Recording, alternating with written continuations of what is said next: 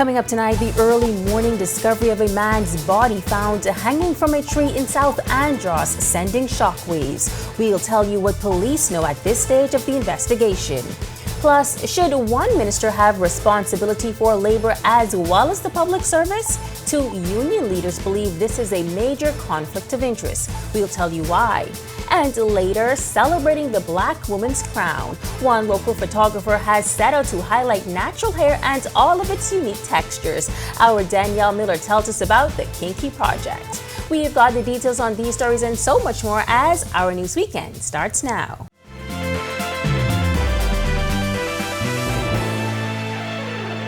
This is Our News Weekend. Thank you so much for joining us tonight. I'm Megan Shepard. A gruesome discovery over on the island of Andros early this morning as police discovered a 21-year-old man hanging from a tree with an object around his neck. According to reports, the man was reported missing to police, who then launched a search. His body was found sometime around 6:40 a.m. in the Bluff, South Andros. He was later examined by medical personnel who found no vital signs of life. Police are describing the discovery as a suicide and continue to investigate the circumstances surrounding the incident. Two trade union leaders are hitting out at the minister with responsibility for labor and the public service, Pia Glover-Roll. They say the two portfolios she holds conflict with each other. The leaders contend that one person cannot be the employer of more than 20,000 public servants, while at the same time defending them as the Minister of Labor. Berthany McDermott has the details. Trade unionists are calling out Labor and the Public Service Minister Pia Glover-Roll, who they believe should not be allowed to have ministerial oversight over the two portfolios, as they say they contradict each other. Trade Union Congress President Obie Ferguson is the latest unionist to express the sentiment, saying by law the two cannot be held by the same person, calling it a major conflict. He explains why.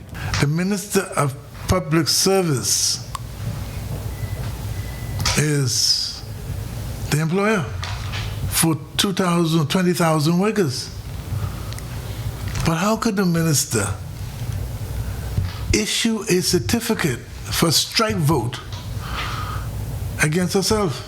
Ferguson says Glover-Roll cannot be judge, jury, and executioner all in one. Glover-Roll was appointed Minister of Labor and the Public Service during the cabinet shuffle in September 2023, when she was moved from being State Minister for the Public Service to Minister of Labor and the Public Service. The TUC chief says in her current post, she's the employer for the 20,000 public servants while also signing off on labor strike certificates. These are laws. We must learn to follow the laws. Doesn't matter who you are. If you want a country, because when you leave office, either voluntary or otherwise, somebody can take it over. When they take it over, shouldn't the law be applied to everybody?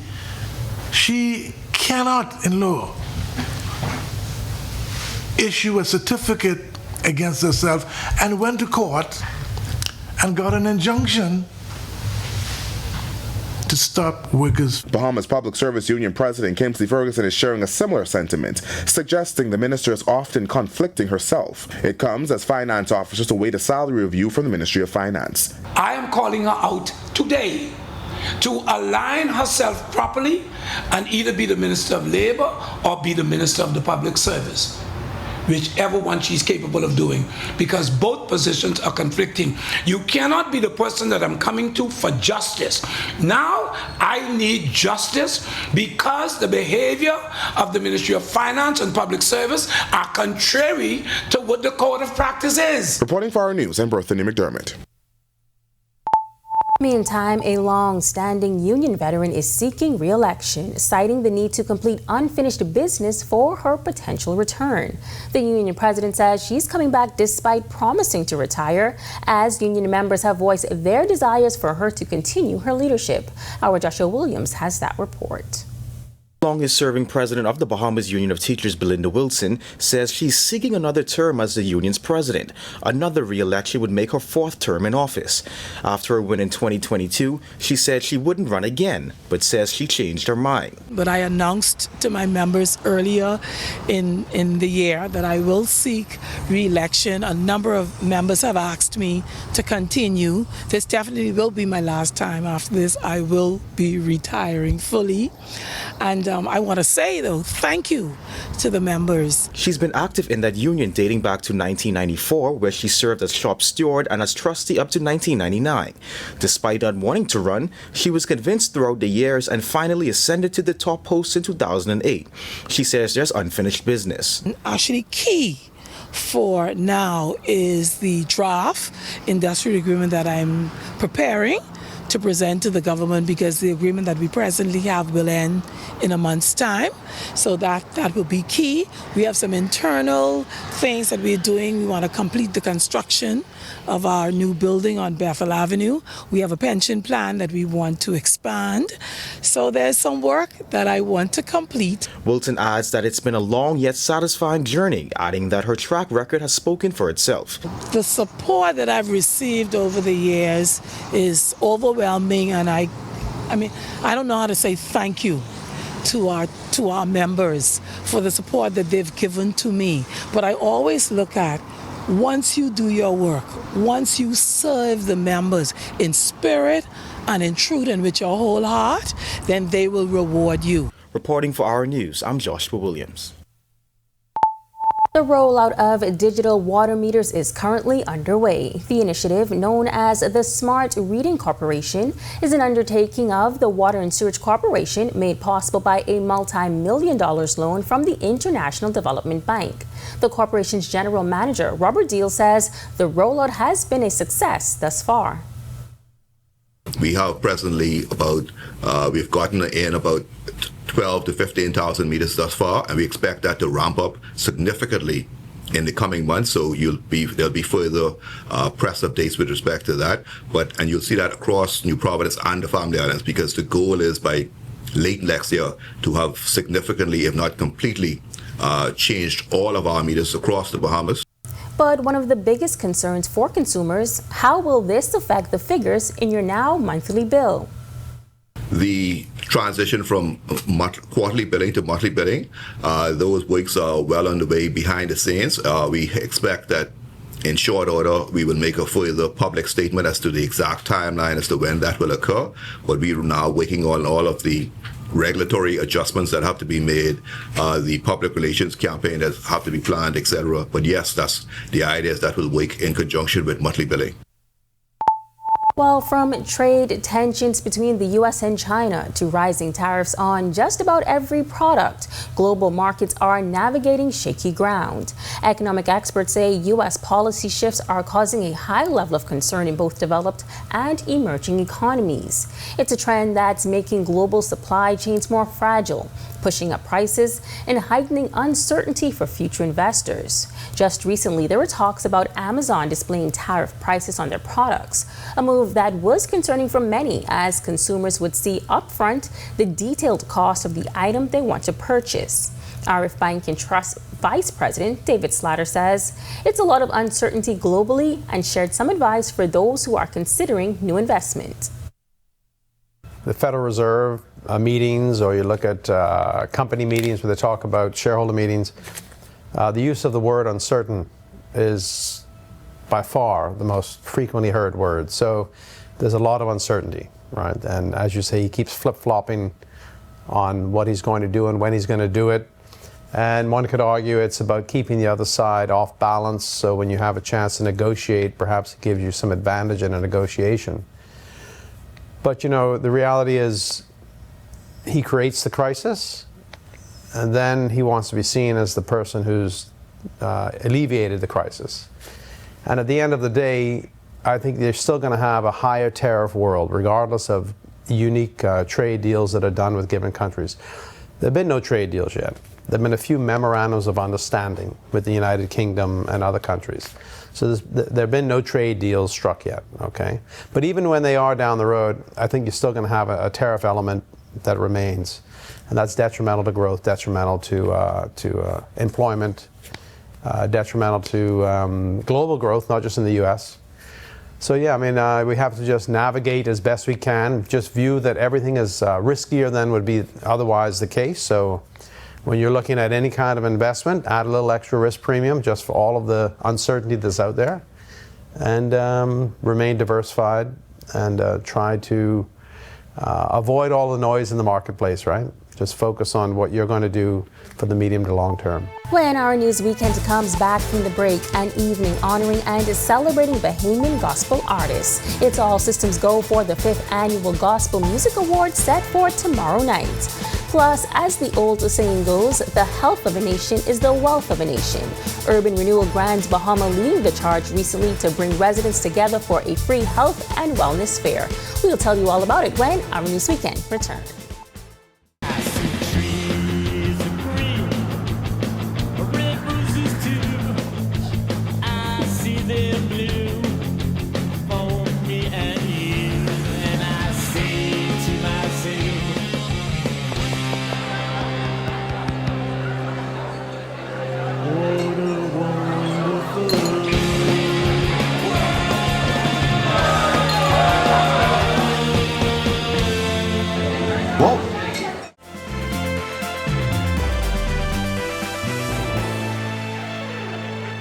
A praise party is scheduled to take place at Bahamas Convention Center on Sunday, as some of the best in gospel music will be honored during the 5th Annual Bahamas Gospel Music Awards. Travis Edgecombe, CEO and founder of the award show, says they have come a long way.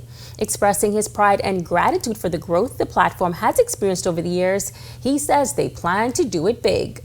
Sunday's event will deliver an evening of gospel excellence with stellar performances.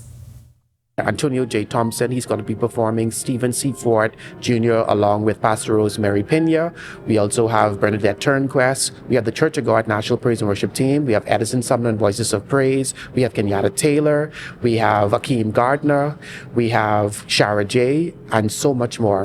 Tickets are priced at $30 and can be purchased at the door. Edgecombe suggests attendees adorn their best Sunday outfits. So the dress code is formal. So me knowing the people that I know that's nominated and other people that have attended in the past years, they come into dress. They're coming to dress. So the attire is formal and wear your Sunday best. Urban Renewal Grand Bahama hosting their second public health and wellness fair at the Obadiah Hercules Wilcombe Complex in 8 Mile Rock recently. Residents were able to take advantage of free screenings, speak with industry professionals on best practices for better health care, and more. Urban Renewal's Deputy Director, Senator Kirkland Russell, shares more.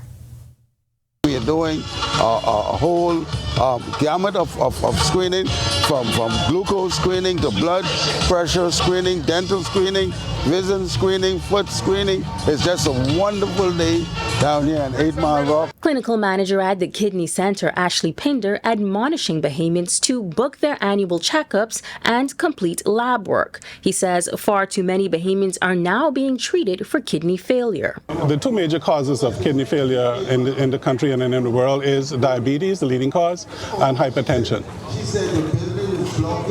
As you know, here on Grand Bahama, most of our patients are either diabetic or kidney or hypertensive, and so it is important for them, it's important for all of us to continue to monitor our condition to prevent it from becoming so bad that we need dialysis machines to keep us alive.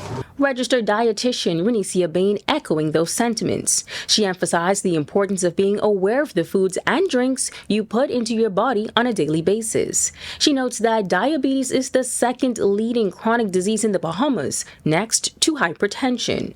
These diagrams depict the organs most impacted. This model here shows you what happens when we don't take care of our feet and keeping our blood sugars in the right range. The nerve endings in the feet, they die and they cause damage. This is the pancreas that's responsible for helping with insulin shooting into the cells to lower the blood sugar. The kidney and the heart, these are the organs directly affected from high blood sugar, the eye and the brain. The Cancer Society has been a staple on Grand Bahama for decades, assisting survivors, newly diagnosed patients, and their family members throughout the entire journey. She says while they are doing their part for the local community, a public oncology center is still needed on the island. Of course, there's some place here that's private that you could seek care at, but you would have to have insurance or be able to afford to go private. But for the public, the average public patient, you'd have to traverse to Nassau to the Oncology Center for follow-ups, for care. Senator Russell says the fair will make its way throughout the island. The next stop will be in East Grand Bahama, and then of course we're going to take this down in the southern part of Grand Bahama and go down in the Hunters Lewis Yard, Marktown, Pinders Point communities, and so this health fair is going to go across the length and breadth of Grand Bahama, because we got to reach every single person in these urban communities who are falling through the cracks as it relates to taking care of their medical needs. Well, still to come on Our News Weekend, celebrating black hair from our kings, coils, curls, and fros. One local photographer is celebrating the black woman's journey. Our Danielle Miller tells us all about the project. But first, coming up on our Sports Weekend, we continue last week's interview with Mikhail McLean and John Quill Jones, and the Liberty wrap up a busy week. We got all that coming up next.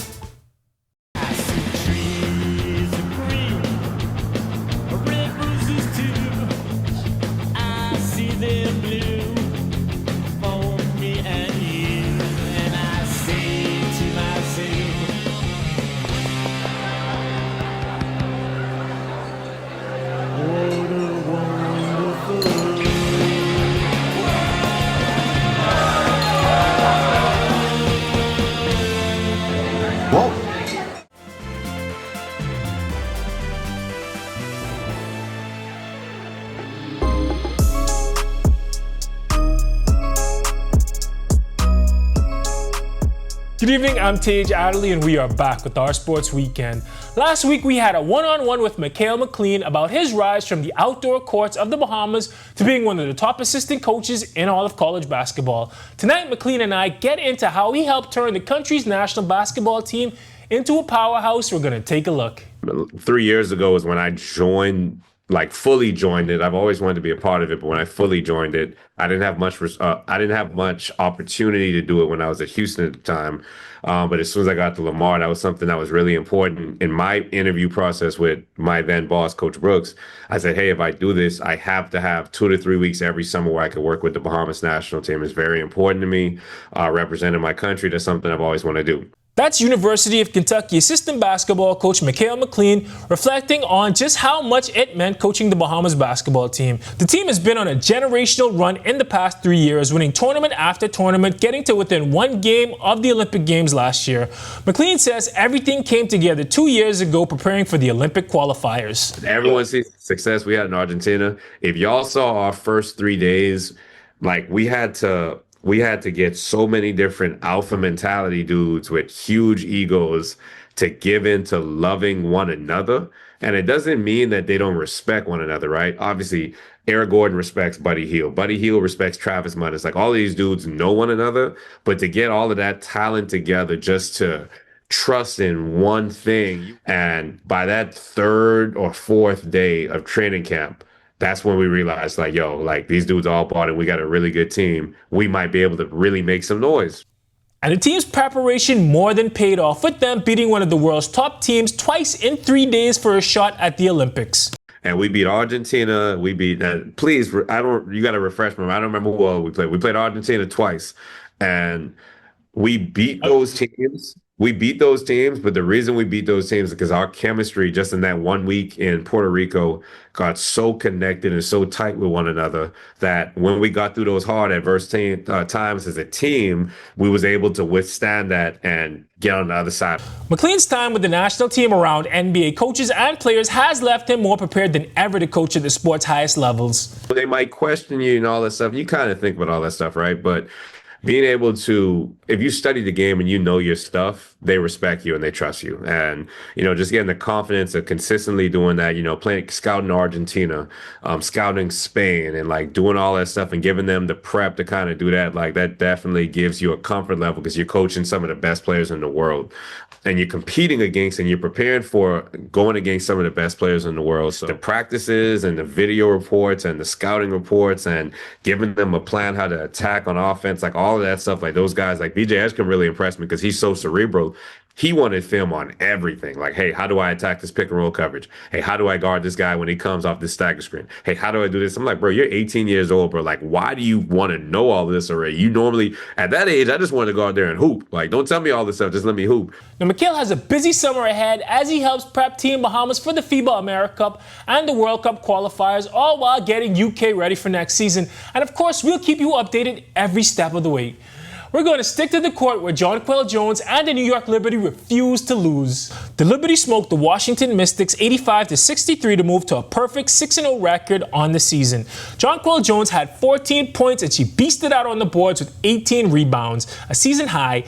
And she also locked up with 2 blocks and 2 steals. Sabrina Ionescu went off to the tune of 28 points and 5 assists to lead the Liberty.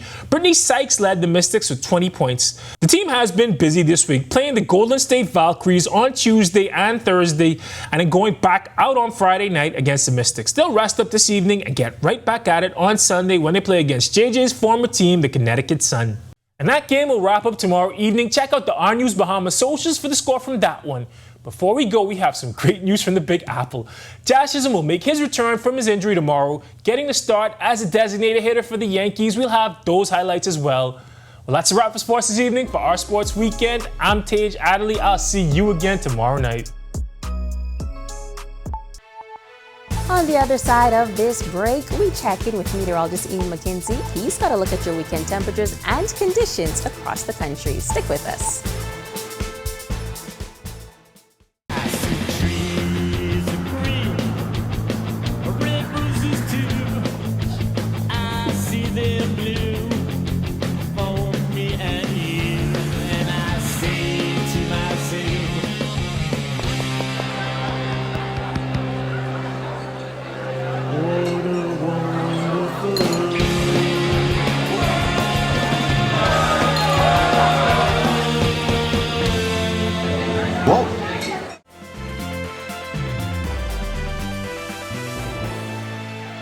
Welcome back and thanks for sticking with us. Warm and comfortable temperatures on the outside of our studios early today. As to what you can expect for the remainder of the weekend, well, our meteorologist Ian McKenzie has got that covered. Ian.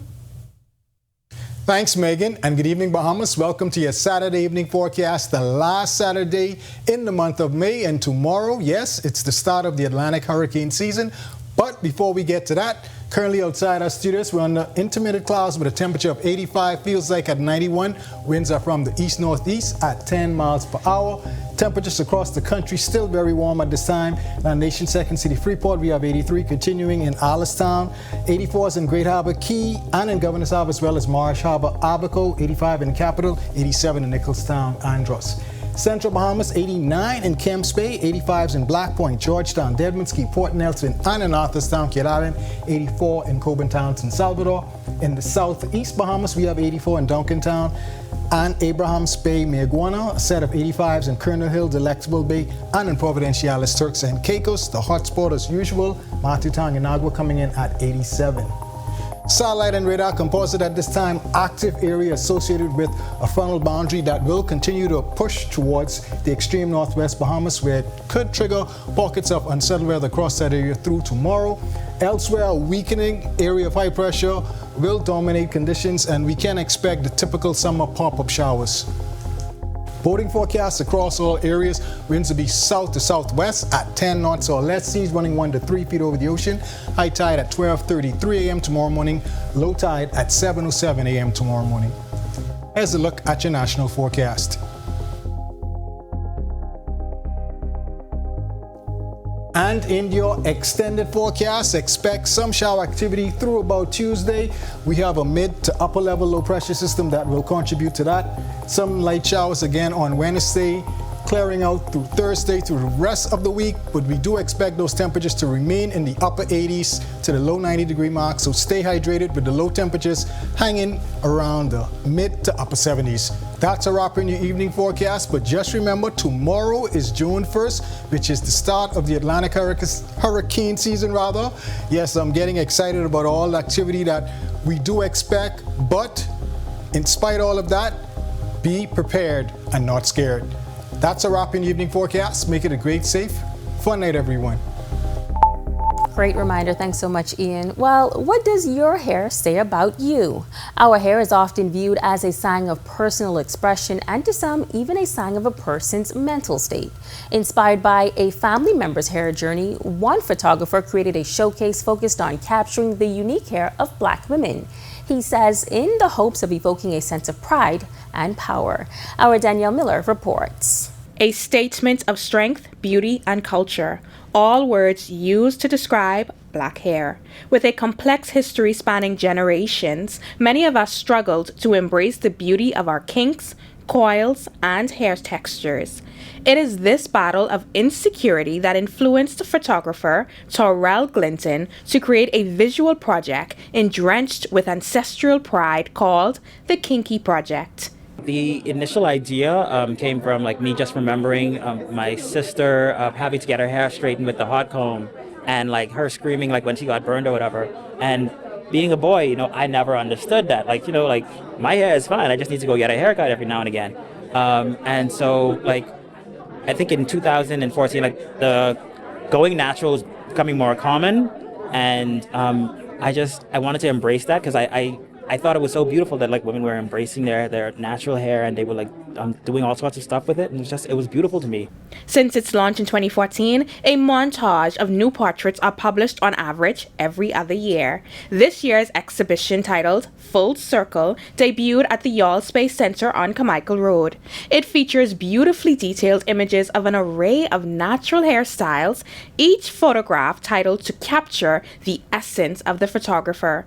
This photo, named Crown, features the luxurious, authentic bundles of LaToya McKinney. She tells me it was an honor to be a part of the project, and she wants her hair to inspire individuality amongst women. Initially, when I started my natural hair journey, it was a sign of strength and slightly defiance, because it was at a point in time when everyone was saying, you need to get a perm. And so there was always this negative connotation around it. And because I was slightly defiant, I was like, I'm not going to get a perm. Models Desdemona Downs and Omari Downs were the only mother and daughter portrait this year with their depiction of moonwalkers and mothers. Desdemona says after her sister told her about the project, it was important to her not only to take her daughter to a show, but have her participate in an exhibition that celebrates our roots. Because it was really important for me to make sure she saw herself in a way that was powerful and positive. Being a dark-skinned, brown-skinned girl, having natural kinky hair, growing up, that was difficult for us. And I remember not enjoying having it pressed, not really being satisfied with having it relaxed. And so when I found natural hair for myself, it was really a breakthrough experience and a powerful one. And I wanted to share that with her as early as possible. For more information, visit T. Glinton Photography on social media. Reporting for Our News, I'm Danielle Miller. Thanks so much for that, Danielle. And with that, we thank you so much for joining us for Our News Weekend. On behalf of the entire team, I'm Megan Shepherd. Have a safe and wonderful evening. Hey guys, Megan Shepherd here. Thank you so much for watching. Be sure to click that subscribe button if you want to see more content like this. Just click right over here. And don't forget to turn on your notifications so you stay up to date with content like this from the team you already trust.